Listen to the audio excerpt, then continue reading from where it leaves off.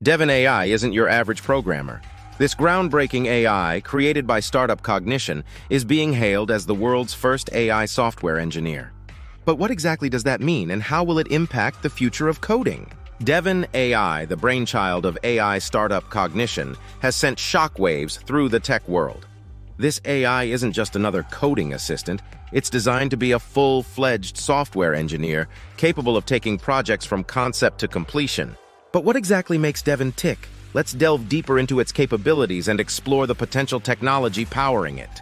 Unlike traditional AI coding assistants like GitHub's Copilot, which provides suggestions and code snippets, Devin operates on a completely different level.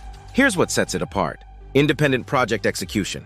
Give Devin a clear objective like build an e-commerce platform, and it can handle the entire process. It writes clean code, identifies and fixes bugs, and even deploys the finished product. Proactive problem solving.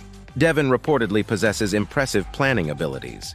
It can anticipate potential challenges and structure the development process accordingly, ensuring efficiency.